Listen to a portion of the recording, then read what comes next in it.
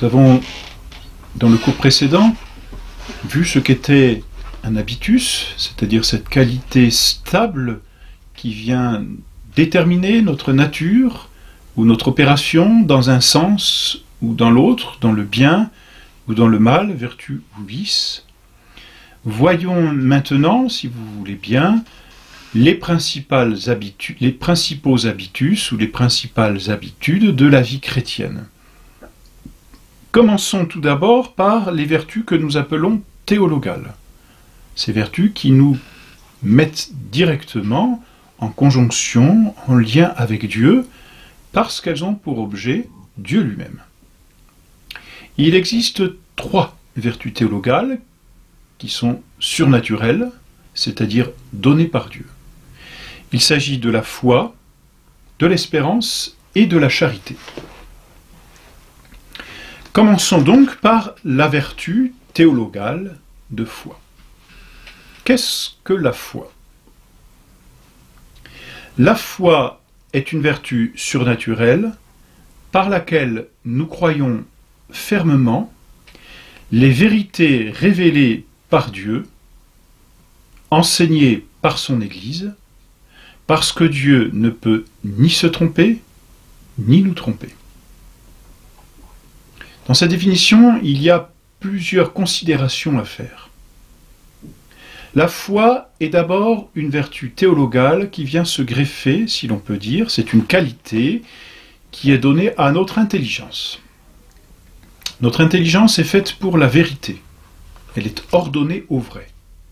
Je veux savoir, cela veut dire je veux connaître la vérité.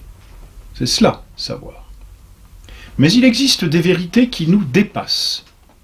C'est-à-dire des vérités qui ne sont plus de l'ordre naturel, c'est-à-dire proportionnées à notre intelligence, mais des vérités qui sont surnaturelles, c'est-à-dire qui dépassent l'ordre naturel et donc qui sont disproportionnées à notre intelligence. Notre intelligence étant naturelle. De sorte que notre intelligence ne peut pas connaître ces vérités surnaturelles. Alors, que fait Dieu? Dieu qui décide de nous révéler ces vérités surnaturelles, met en nous cette capacité à connaître ces vérités, de sorte que notre intelligence est accrue, si l'on peut dire, par une disposition qui lui permet de connaître des vérités qui la dépassent. Un peu, on pourrait faire un parallèle, n'est-ce pas? Imaginons, nous avons un animal de compagnie et nous aimerions que cet animal engage une discussion avec nous. Simplement, l'animal n'a pas cette intelligence de pouvoir dialoguer, de pouvoir engager une conversation intelligente. Alors, imaginez si nous avions la possibilité d'apporter à l'animal quelque chose de l'intelligence par lequel il pourrait connaître enfin des vérités qui seraient humaines et non plus animales. On la mettrait dans son intelligence et on mettrait cela, si vous voulez, en lui et on le disposerait désormais à pouvoir avoir une discussion avec lui. Eh bien, c'est ce que fait Dieu. L'homme est incapable de connaître des vérités qui le dépassent, qu'à cela ne tienne, Dieu décide de mettre dans l'intelligence de l'âme une disposition stable, qu'on appelle la vertu de foi, par laquelle l'homme va pouvoir poser des actes de foi, c'est-à-dire devenir apte à connaître des vérités surnaturelles. Voilà donc ce que c'est que la vertu surnaturelle de foi. C'est cette disposition stable mise en l'homme qui lui permet donc de connaître des vérités surnaturelles. L'objet donc de la foi, c'est-à-dire ce que la foi connaît, ce sont les vérités que Dieu révèle. Des vérités donc qui, étant inaccessibles pour nous, vont nous être directement révélées. Et le mot révéler, n'est-ce pas, signifie bien enlever le voile qui les cachait, vont nous être révélés par Dieu. C'est l'objet de notre foi.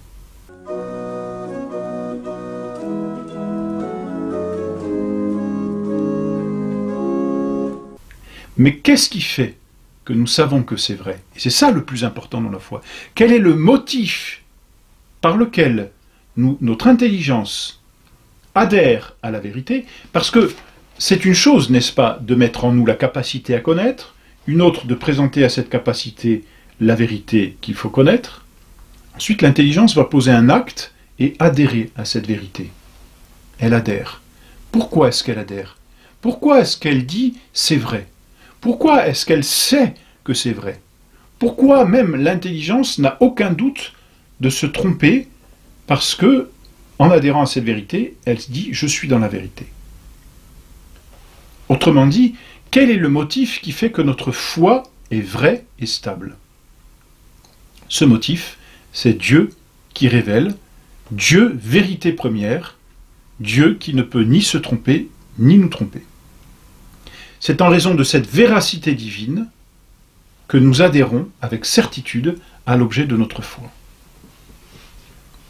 La foi, c'est donc un acte qui oblige à passer, si vous voulez, par la confiance de celui qui révèle. C'est cela, croire. On croit que c'est vrai, parce que celui qui révèle est toute véracité. Il est vérité première. Un enfant, n'est-ce pas, croit sa maman.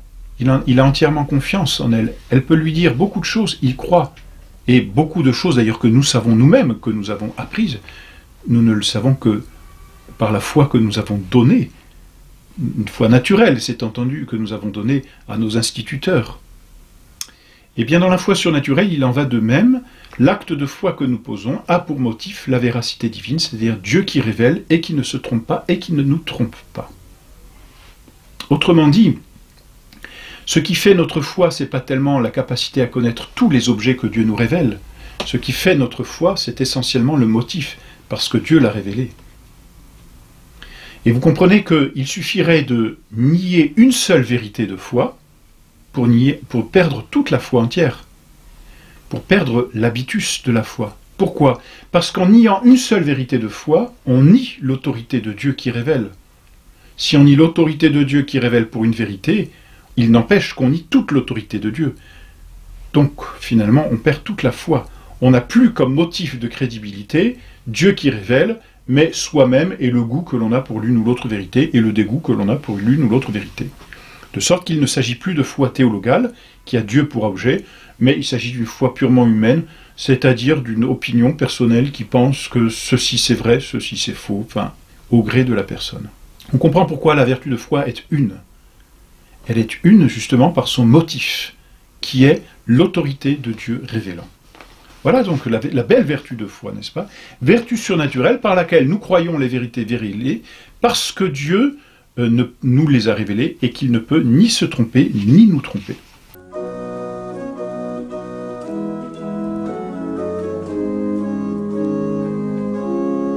Le bon Dieu, pour faciliter la foi et pour manifester qu'il a bien révélé, nous a donné des motifs de crédibilité. Ces motifs viennent montrer du doigt la révélation. Ces motifs ne nous font pas adhérer à la vérité révélée. Ce qui nous fait adhérer à la vérité révélée, c'est que Dieu l'a dit. C'est ça, vraiment, le motif formel de notre foi. Mais pour savoir que Dieu a révélé, eh bien, le bon Dieu a donné des moyens qu'on appelle des motifs de crédibilité, comme les miracles, comme l'accomplissement que notre Seigneur a fait de toutes les prophéties de l'Ancien Testament, la sainteté dans l'Église, le martyre des saints, le témoignage de tous ces martyrs, l'expansion de l'Église dans le monde entier, la perduration, si l'on peut dire, de l'Église au fur et à mesure des siècles, les richesses que l'Église a apportées aux différents États et à la civilisation. Tout cela sont autant de motifs de crédibilité qui ne donnent pas la foi, mais qui manifestent bien qu'il y a eu quelque chose de divin, qu'il y a eu une opération divine, et cette opération, on l'appelle la révélation. Ainsi, ces motifs de crédibilité sont comme le doigt qui dirige, le doigt de Dieu, n'est-ce pas, qui dirige vers les vérités révélées, et qui dit, eh bien, il faut croire parce que Dieu a révélé.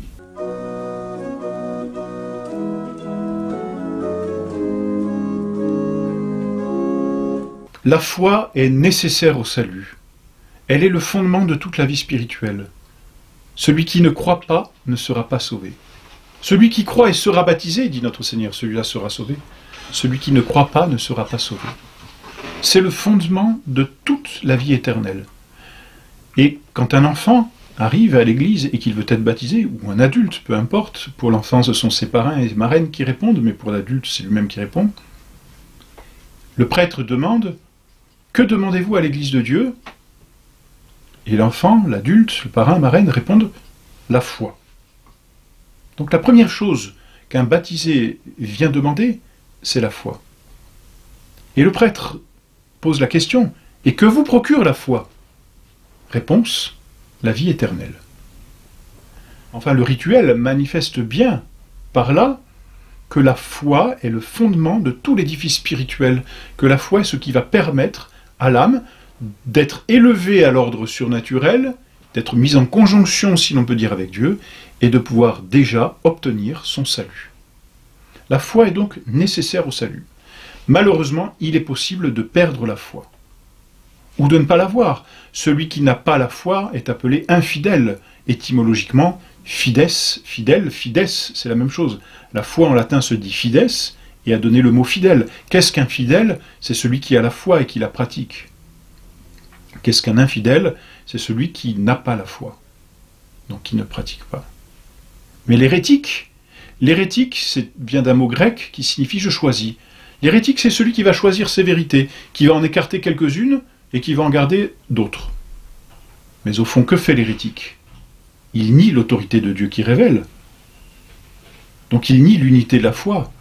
Donc il perd la foi, parce qu'il perd le motif qui fait la foi. Il n'adhère plus à l'autorité de Dieu qui révèle, il choisit lui-même ce qu'il estime être révélé. Il est à lui-même son propre motif de foi. Ça n'est plus surnaturel, c'est naturel. Et puis pire encore, il y a l'apostat. L'apostat, c'est celui qui décide de quitter toute la foi pour soit redevenir païen, soit pratiquer une autre religion, un autre culte. Donc il est possible de perdre la foi. Voilà pourquoi il faut entretenir et conserver la foi en posant des actes de foi. On connaît l'acte de foi. Mon Dieu, je crois fermement toutes les vérités que vous nous avez révélées, que vous nous enseignez par votre Église, parce que vous ne pouvez ni vous tromper, ni nous tromper.